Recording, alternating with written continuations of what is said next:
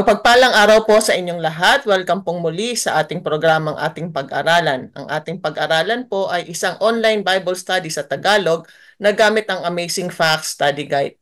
Dito po ay matatalakay ang mga karaniwang tanong natin sa buhay at ang sagot po ay makikita sa teksto sa Bible. Ako po si Lorraine at ang makakasama ko po dito ay si Pastor Roel Payod Jr. Ibibigay ko po ang panahon kay Pastor para sa kanyang pagbati. Hello po sa inyong lahat, mga ginigilom na mga tagapakinig at tagapanood at subscriber po ng amin pong online ministry dito po sa ating pong programa, ating pag-aralan.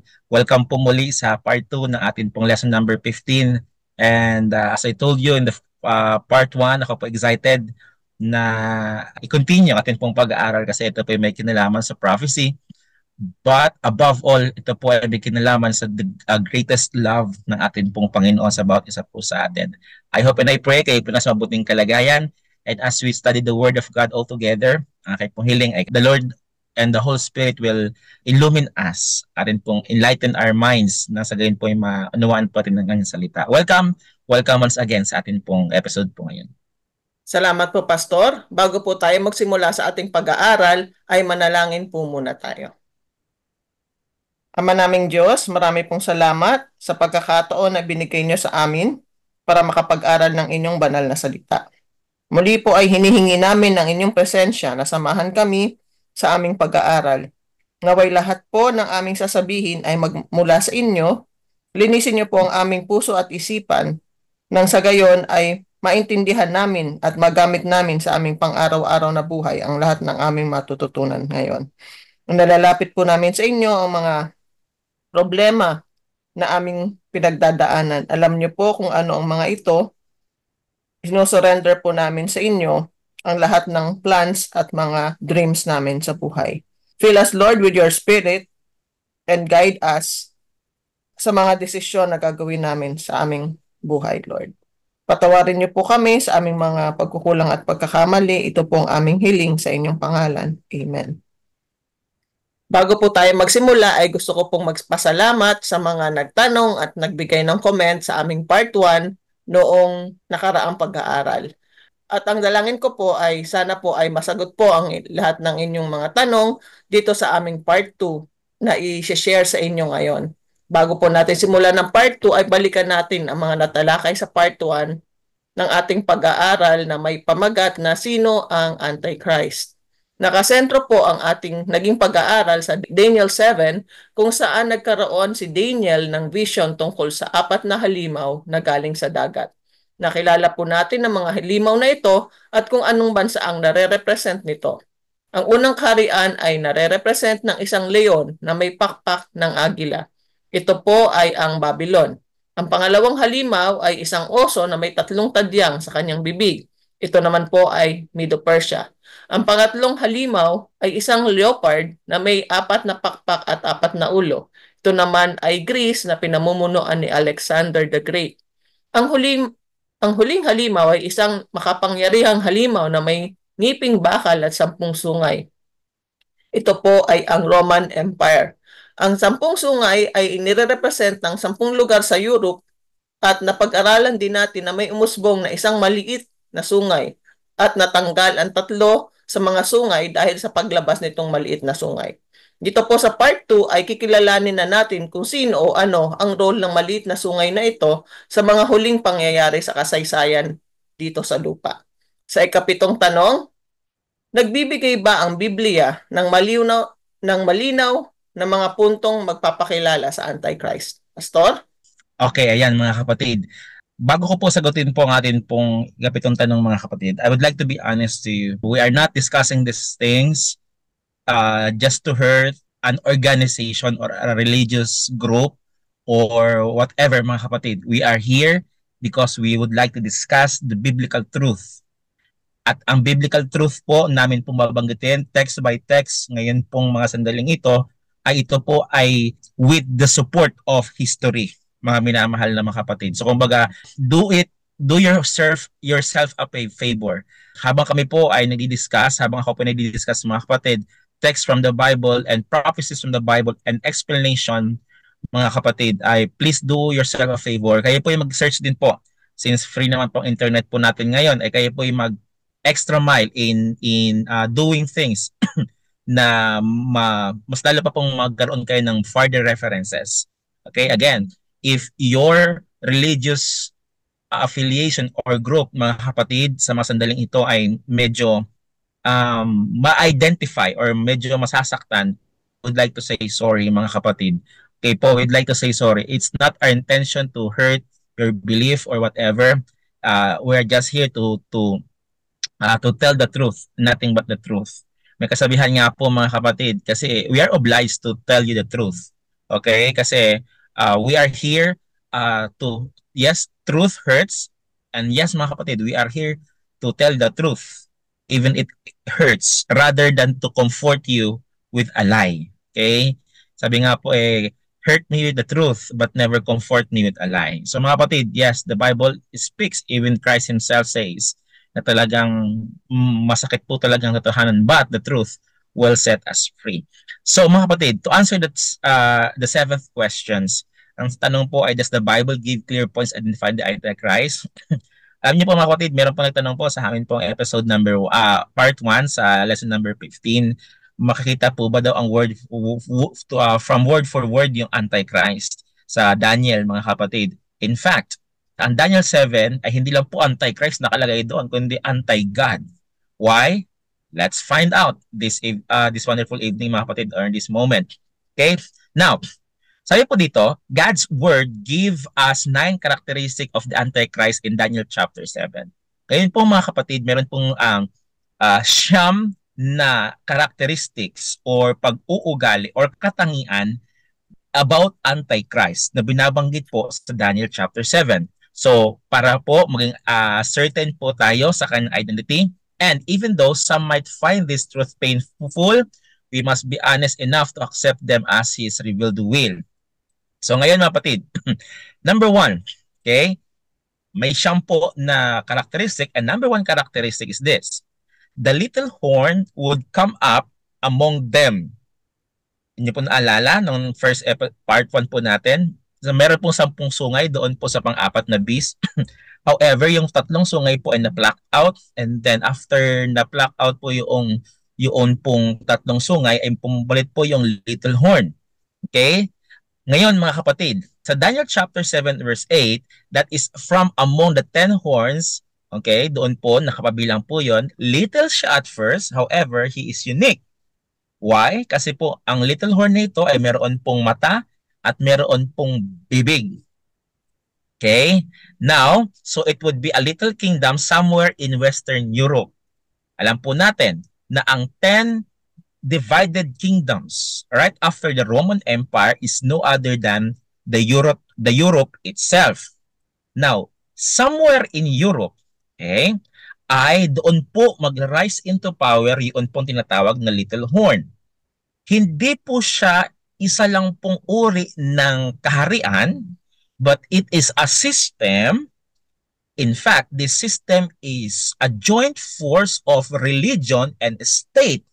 And let me explain it a little further later po, mga kapatid. Basta ang kanya pong number 1 characteristic, siya po ay nanggaling po doon sa 10 sungay.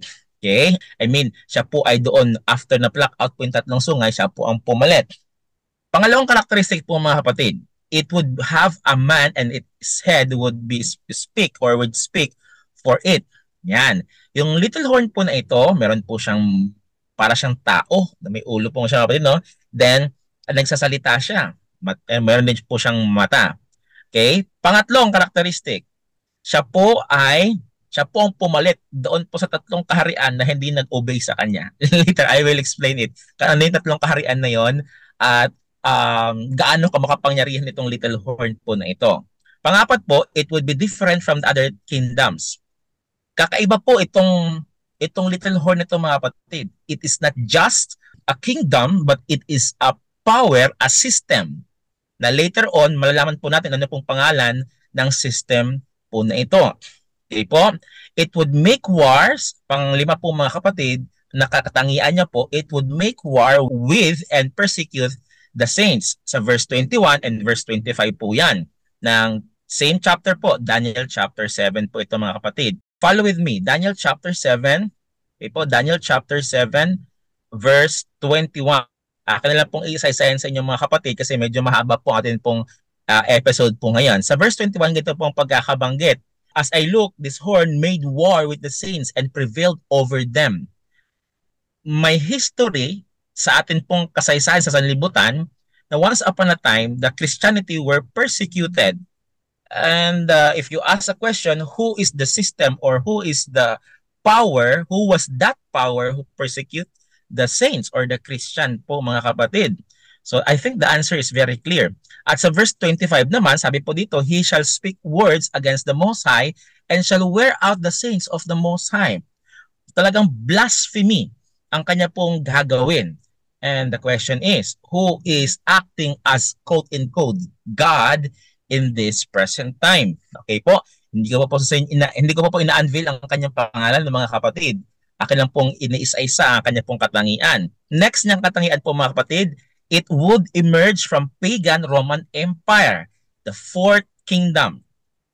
Remember, nung ating pong part 1, yung ikaapat mong kaharian, walang iba kundi ang Roman Empire. However, yes, Rome was a pagan kingdom.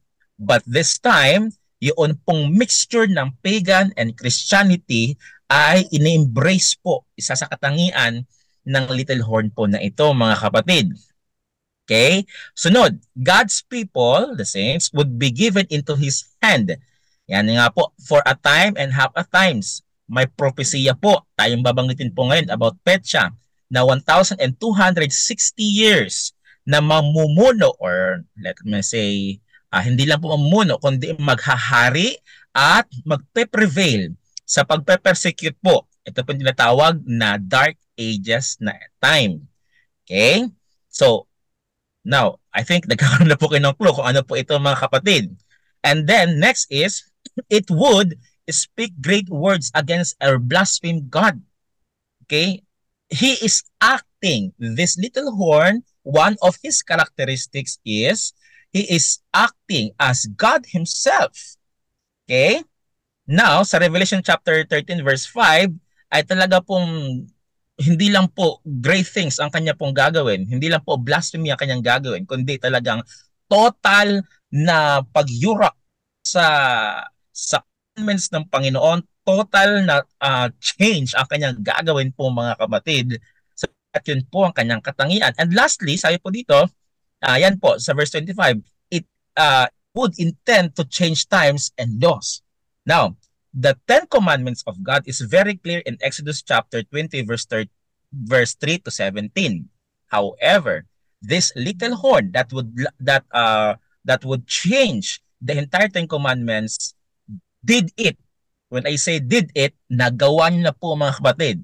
Now, can I ask you a favor mga kapatid? Tindahan niyo po yung church po ninyo. If is still following the 10 commandments of Exodus chapter 20, words from the Lord, or baka naiba na po ang pagkasunod-sunod po ng 10 commandments po ninyo na hindi na po siya naayon sa Biblia. Okay?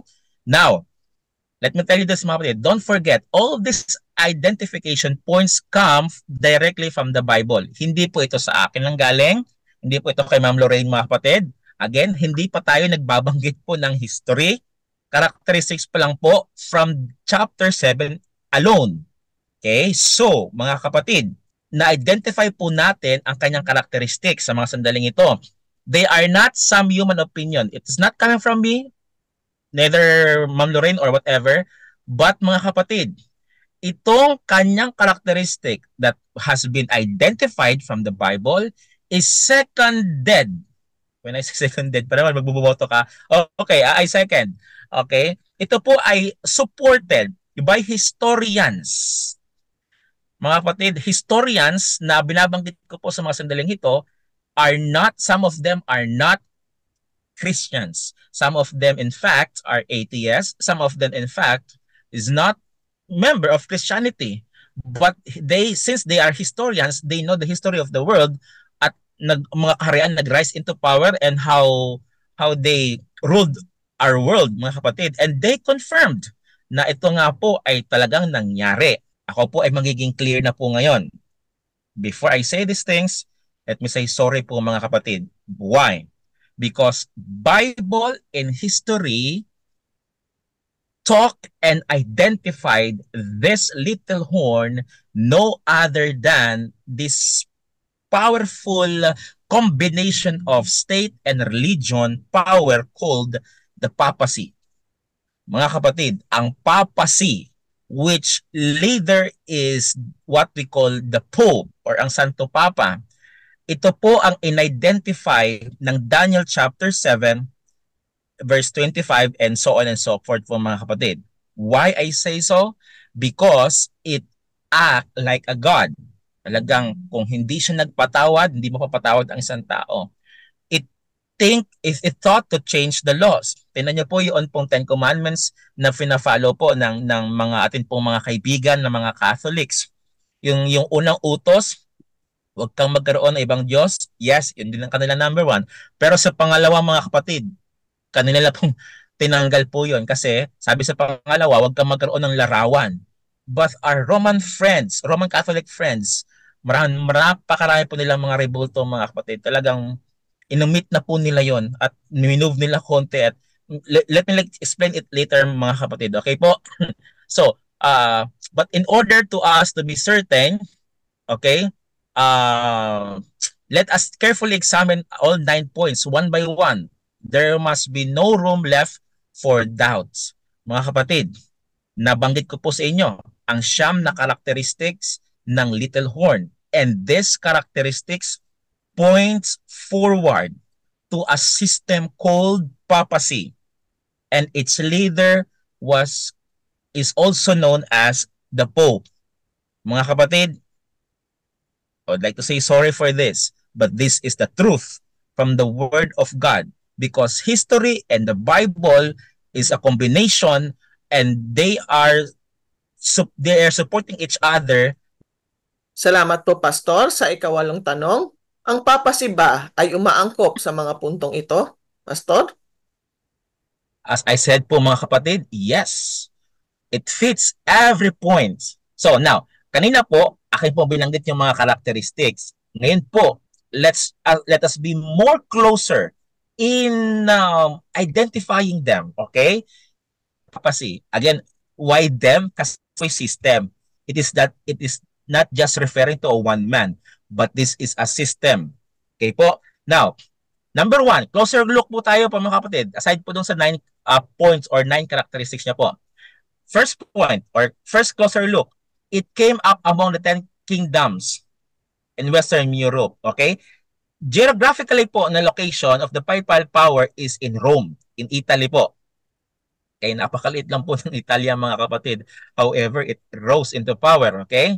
Now, it would have next a man at its head who speaks for it. Tandaan niyo po, the papacy, bakit po ang little horn para po meron po siyang ulo at meron po siyang bibig na nagsasalita? Because the papacy meet this identifying mark because it does have one man at the head, the Pope, who speaks for it. Okay? Isa lang po ang leader po ng doon napakarami niyang cardinals, but the Pope is the authority. Okay? Nakakalungkot lang po kasi mas authoritative po ang Pope kaysa po sa Bible. That is documented po mga kapatid. Kasi sabi nila, the church has the power to do something in the Bible. Mga kapatid, the Word of God is infallible. The Word of God is the Word of God itself. Hindi po pwede yung i-change. Hindi po yun, sabi ng Panginoon, I the Lord, I change not. Okay po. Pangatlo, 3 kingdoms were plucked up to make way for this rise of the papacy. The emperors of Western Europe were largely Catholic and supported by the papacy. Tatlong Arian kingdoms. Okay, yun pong Vandals, Heruli, and Ostrogoths. So the Catholic emperors decided they must be subdued or destroyed kasi po, ito pong Vandals, Heruli, and Ostrogoths, they don't bow down sa sovereignty po ng or power po ng Pope. So, some of the Roman mga kapatid na talagang ay dinestroyed po nila. So, here is how theologian and historian Dr. Mervyn Maxwell describes. Okay, meron po tayong mga books po na references po ngayon. Ang pangalan po ng book mga kapatid ay God Cares. na libro. Ang page po ay 129.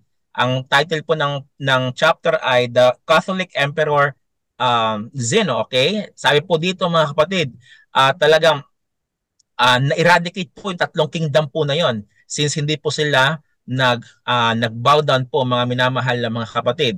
Okay po? So, thus, were Daniel's three horns, the Herodians, the Vandals, and the Ostrogoths plucked up by the roots, it is not difficult to recognize that the papacy fits to these points. Kasi nga po, talagang makapangyarihan ang papacy, makapangyarihan po ang Pope. Ayoko na pong isa-isahin mga kapatid, pero basahin niyo po yung history po ng inyo pong iglesia. How Europe were so afraid of this system, of this religion slash state power. So, next po, it would be different from the other kingdoms. The papacy clearly fits description as it came from the scene of the religious power and was different from the secular nature of the other 10 kingdoms. Okay po, it would make war with the persecute and the saints. Okay po, that the church did persecute it as well-known fact, and the papacy admits doing so. Mga kapatid, talaga namang sabi po sa history, the church believed and destroyed at least 50 million lives over matters of religious conviction. Yung mga hindi po nag-bow down sa kapangyarihan po ng Pope, ng papacy, they were killed. At meron po tayong isa sa mga 7 wonders of the world, yun pong arena ng Roman Empire, na kung saan doon po nagkakaroon po ng gladiator fight. Doon po pinapakain din po mga Kristiyano, pinapakain sa mga leon. Okay po. Now, we quote here from the two sources. Meron po tayong two sources po mga kapatid. Sabi po dito sa first, that the Church of Rome has shed more innocent blood than any other institution. So, and ayoko na po itong isa-isahin mga kapatid. Ito po yung history po sa book ni Maxwell na ang pangalan po ay God Cares. Okay? So, napakarami po mga kapatid na talagang ginawa nakasamaan ng kasi mga kapatid na talagang ang mga saints or yung mga hinirang ng Panginoon ay pinakain sa leon at pinagsusunog, pinagpapatay po at sobrang matindi po ang karanasan nila. Now, furthermore po mga kapatid, let me say this. Words of care and concerns lest anyone should think that we are attacking fellow Christian by identifying the little horn power. Please, listen to this po mga kapatid. Keep in mind that the prophecy is aimed at a system and not individuals. Katulad po na aking po sinabi sa inyo kanina, we are not identifying a single person, but we are exposing a system. We are exposing this wonderful moment po mga minamahal na mga kapatid, a system, a wrong system of belief which persecuted the Christianity. And until today, they are in power in, paano ko ito sabihin na hindi makakasakit, pero let me say this mga kapatid, they are in power in deceiving people po. Talaga po nadadaya lang po talaga sila. They are, mga kapatid, the agents of Satan. Sorry for my word, but the dragon in chapter 13 of Revelation summoned that first beast na talaga naman pong nagko-command po sa ating pong salibutan ngayon. Now, to be fair, there are sincere and devout Christians in all churches, including our friends in the Catholic faith. Kaya nga pong aking pong address sa kanila ay mga kaibigan at mga minamahal nating kaibigan sa Roman Catholic Church. However, mga kapatid, sabi po sa isa pong pastor na akin pong hinahangaan pagdating po sa pag-preach, walang problema sa sincerity po mga kapatid. Okay po? Wala pong problema sa sincerity. But the problem is, you can be sincerely wrong. Okay po? Hindi po, mga kapatid, sukatan yung sincerity. Sincero ako, talagang faith ko ito, ganyan. But mga kapatid, we can be sincerely wrong. Okay?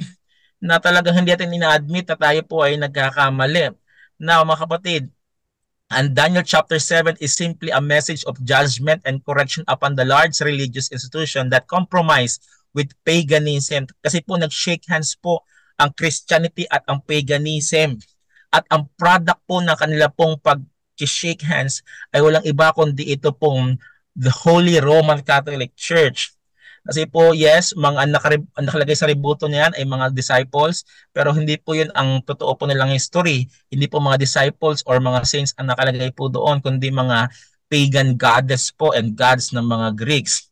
Okay po. So prophecy reveals faults of all faith. Other prophecies points out the fault of the Protestant and Jewish faith. Sincere seekers of truth can be found in every religion, but not every religion is true. Mga kapatid, I believe there is sincerity among us po mga kapatid. Okay, but again, we cannot hold on that sincerity kasi we can be sincerely wrong po mga minamahal na mga kapatid. So ngayon po, medyo mahaba-haba pa po ang atin pong mga ano po dito, mga references.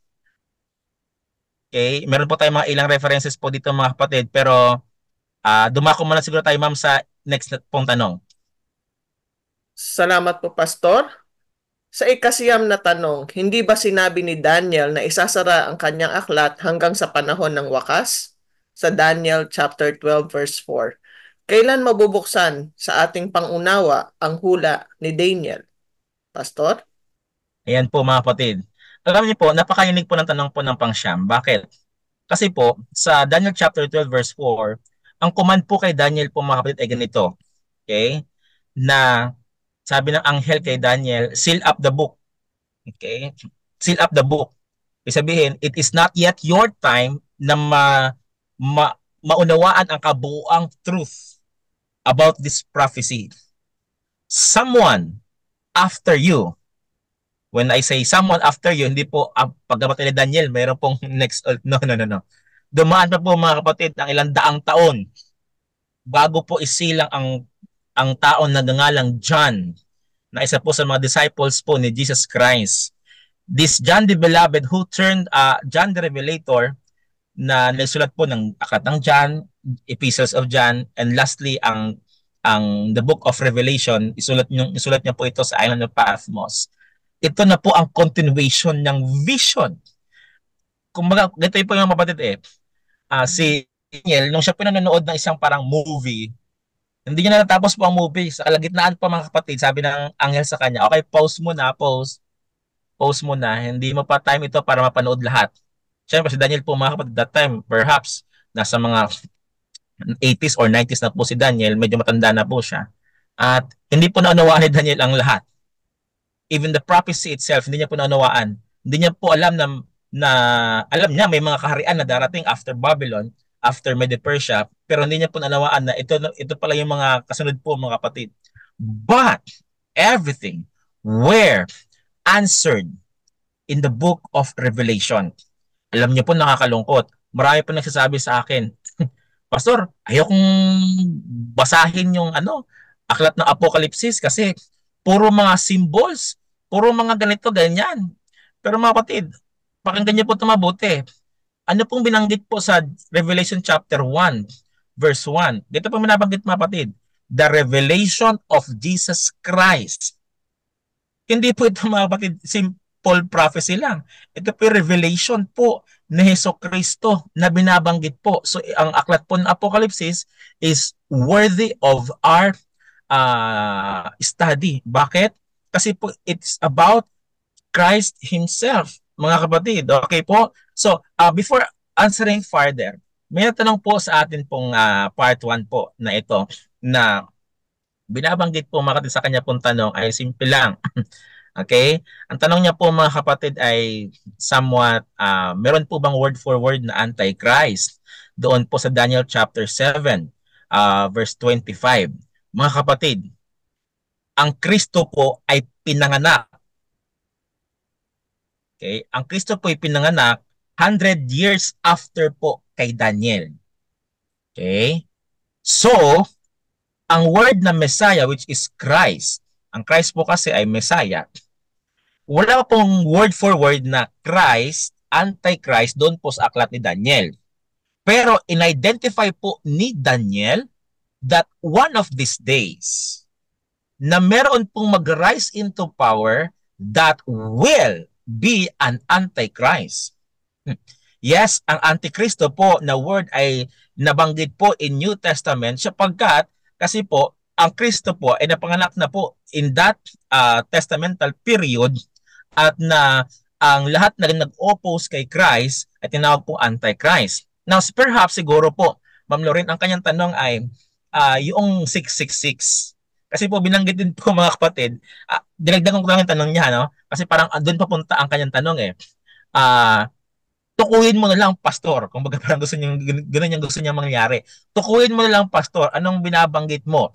Mga kapatid, akin na pong binanggit sa inyo, tinukoy ko na po mga kapatid. By those 9 characteristics na binanggit po sa Biblia at ang sinuportahan po ng historia or ng history at ng Bible text in the Bible na sinasabi po that this Antichrist, know this. Akin pa mabasahin sa inyo mga kapatid ha? Revelation chapter 13. Okay po. Dito pong binabanggit. Revelation chapter 13 verse 18. Sabi po dito, this calls for wisdom. Let the one who has understanding calculate the number of the beast, for it is the number of a man and his number is 666. I hope po mga kapatid, Ma'am Lorraine, magkaroon pa tayo ng special po discussion about the 666. Kasi marami nalilito dito eh. Noong nagka-pandemic, na marami nagsasabi, huwag kayo magpabakuna ng Pfizer or ng Sinovac kasi yan ang 666. Mga kapatid, it is not, no, hindi po yun mga kapatid. The Bible is plain. The Antichrist, ito pong Antikristo na binabanggit po sa verse 18 po ng chapter 13 ng Revelation, siya po ay meron pong bold statement saying that he is against Christ. And he would like to become Christ. Nakakalito nga po, no? Ayaw niya kay Christ, pero gusto niya maging Christ. In what sense na gusto niya po maging Christ? Simple lang. Gusto niya po magpatawad ng kasalanan. Now, meron po ba tayong church po ngayon na nag-exist na may mga leaders sa kanila pong iglesia nagpapatawad? Let me ask you a question. Sino lang po ba ang may kapangyarihan magpatawad? Di ba ang Panginoong Hesus lang po mga kapatid? So bakit doon po tayo magko-confess? Doon po sa mga pari na maraming pinapagawa para lang ikaw ay mapatawad. Mga kapatid, Panginoon, when you come to Christ, just come just as you are. Okay? Hindi mo na kailangan na alin pang mga penances at ng mga ornaments or mga offering para ikaw ay patawad. Just come to Christ just as you are po mga kapatid. Okay po, so yun po mga kapatid. Meron po binabanggit pa po dito sa ating pag-aaral, ito po mga prophetic time. Akin na po itong binanggit po kanina, pero let me elaborate. Ito po sinasabi po sa Daniel chapter 7 verse 25, and he will think to change the laws for times and times and times mga kapatid. Ito po may kinalaman po sa 1,260 years. Ang prophecy po ay nagpapatungkol po na ito pong papacy ay mag-rise into power. Okay po? Sabi pa nga po dito, a time is a year in prophecy. Times is 2 years and half a time is half year. Okay? So, ano pa? Sabi pa po dito mga kapatid, yan. Very clear po. 3.5 years is equal to 42 months. And 42 months is equivalent to 1,000 is equivalent to 1,260 days na ang equivalent po niya ay years po in prophetic days. Hindi ko na po elaborate. Ito po binanggit po sa Ezekiel chapter 4 verse 6. So, thus, mga kapatid, the little horn, which is the Antichrist, was to have power over the saints for 1,260 prophetic years. Okay po? At alam po natin ito po sa history po. You can Google it.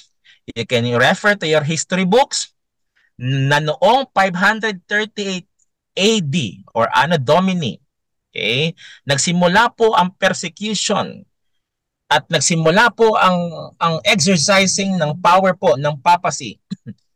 At talagang sabi po dito, ito po, when the last of the 3 opposing Aryan kingdoms was uprooted, its rule continued in 1798. Natapos po ang 1,260 years prophecy noon pong 1798 yung pong si Napoleon Bonaparte, ang kanya pong general na si General Berthier, hinuli ang Pope. Okay? Hinuli ang Pope at destroying both Pope Pius VI and the political power of the papacy. Bahagyang nasugatan or bahagyang nawala into power ang papacy. Okay po? However, dito po sa akin pong binasa sa chapter 13 po mga kapatid ng Revelation ay nabanggit naman din po dito mga kapatid. Yun pong sabi po dito,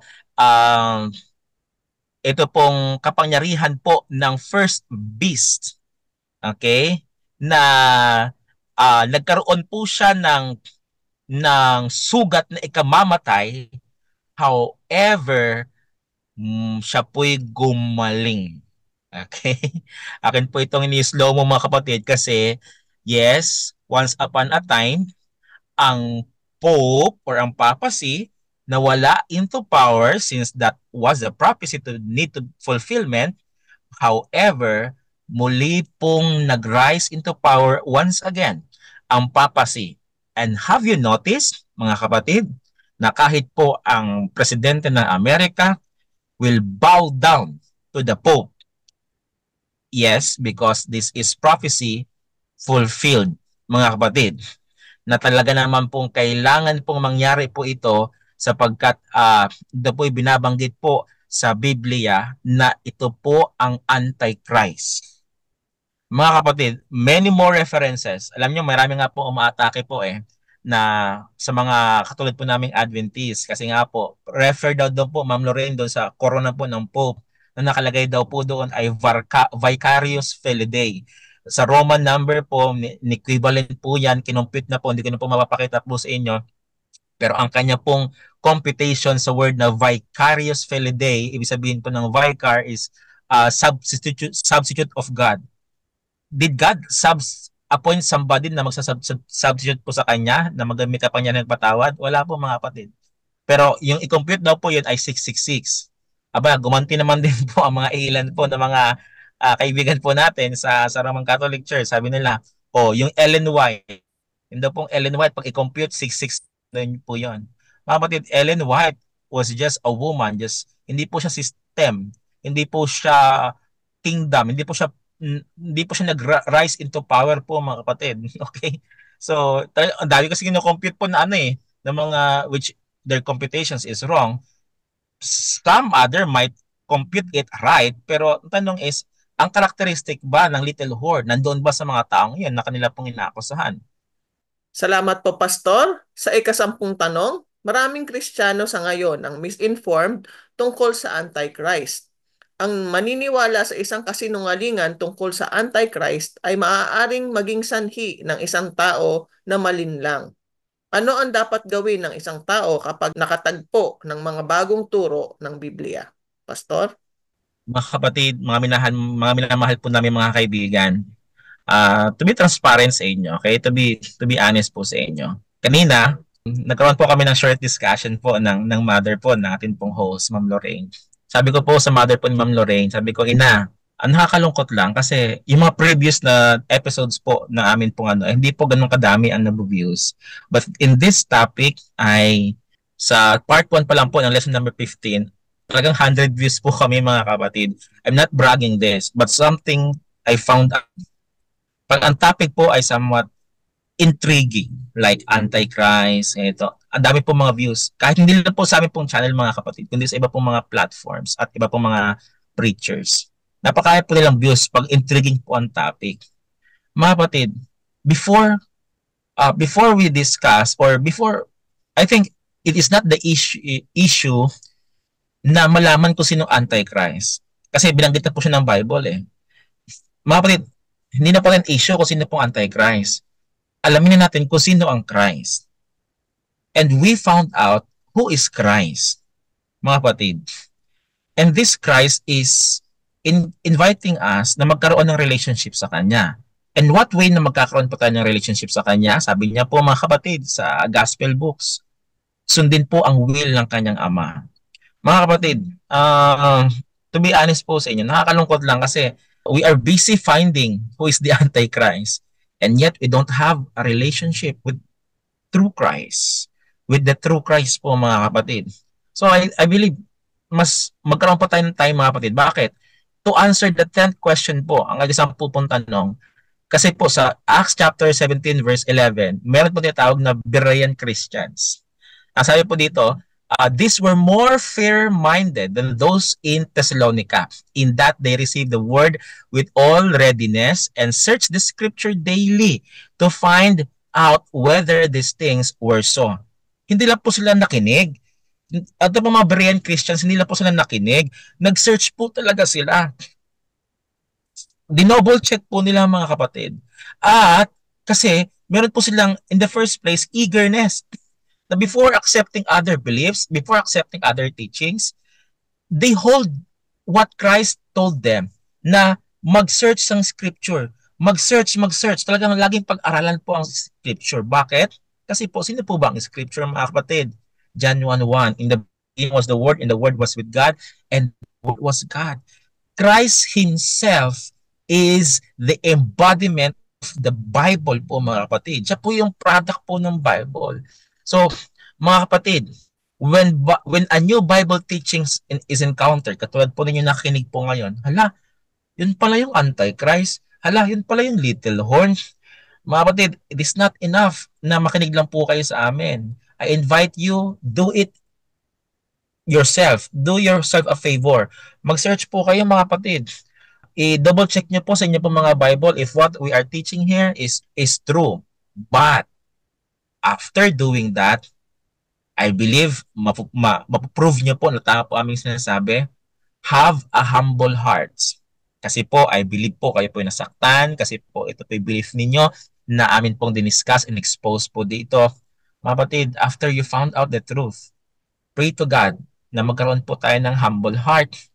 Nang sa gayon po ay talagang atin po itong ma-accept with gladness na talagang, Lord, are you teaching me something? Mga kapatid, yun po ang atin pong ipag-pray po sa Panginoong Diyos. Salamat po, Pastor, sa mga bagong information na aming natutunan. Ibabalik ko pong muli kay Pastor Tayod para sa closing remarks at panalangin. Mga kapatid, the last question na gusto ko pang banggitin po sa inyo, are you willing to follow where Jesus leads? Even though it might be painful. Mga kapatid, ulitin ko po, aking po binanggit po kanina sa introduction part. Okay? Hurt me with the truth, but never comfort me with a lie. Mga kapatid, we are telling you the truth, even it hurts, but at least, we don't have the responsibility sa Panginoon na binibaby mo lang yung mga listeners nyo sa programa ninyo ating pag-aralan Mga kapatid, hindi po namin binibaby po dito. In fact, nasaktan po kayo at talaga namang na-reveal sa inyo ang truth even it hurts. But at least po mga kapatid, we never comfort you with a lie.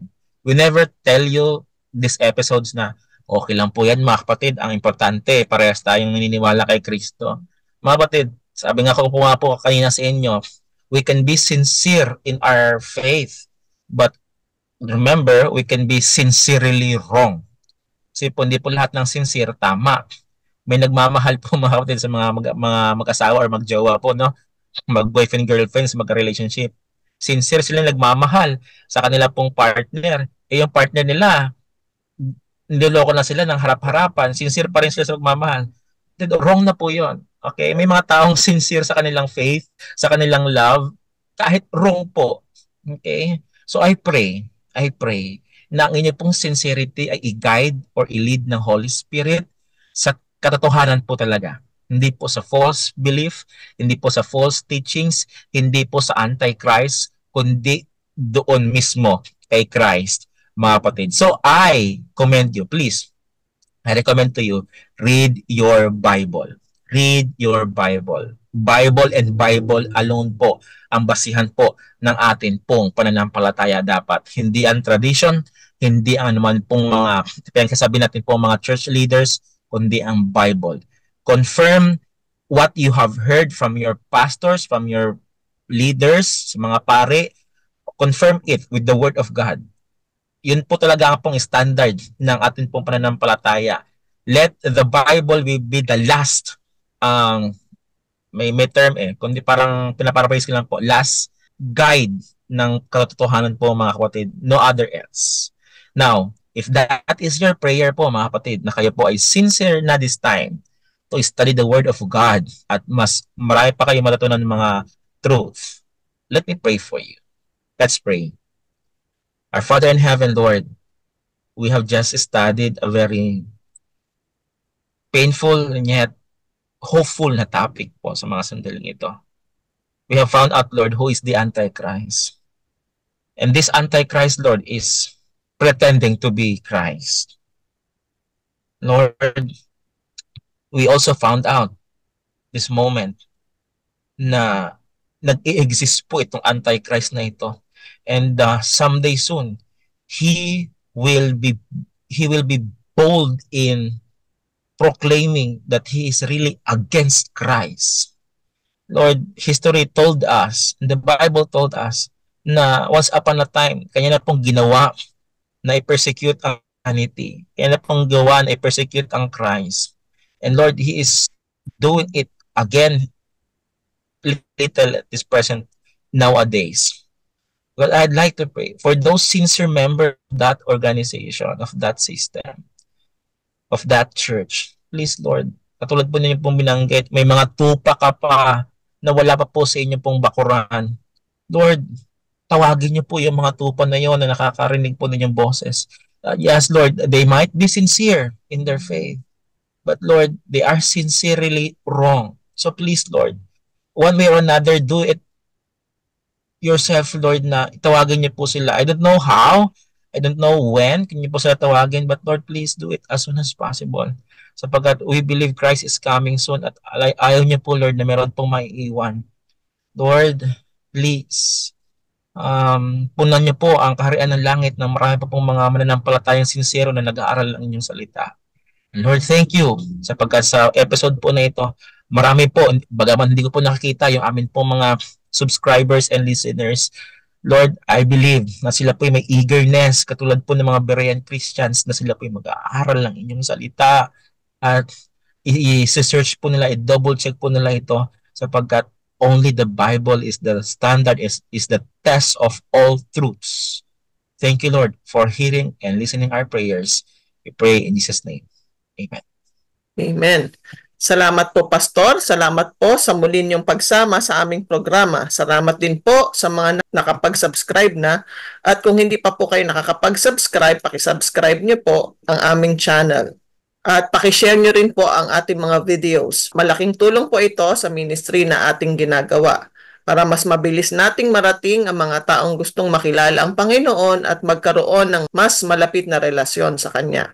At kung meron po kayong tanong o gusto nyo rin pong mag-share ng experience nyo, maaari po kayong mag-comment sa aming comment section. At muli, nagpapasalamat kami sa mga nakapag-comment na at nakapagtanong sa aming programa nung nakaraan. Ganun din po kung kayo ay may prayer request, paki-comment nyo po para maisama po namin sa aming mga panalangin. Hanggang sa susunod na bahagi po ng ating pag-aaral, ito pong muli si Lorraine na nagpapaalala sa inyo na mahal tayo ng ating Panginoon. Bye-bye.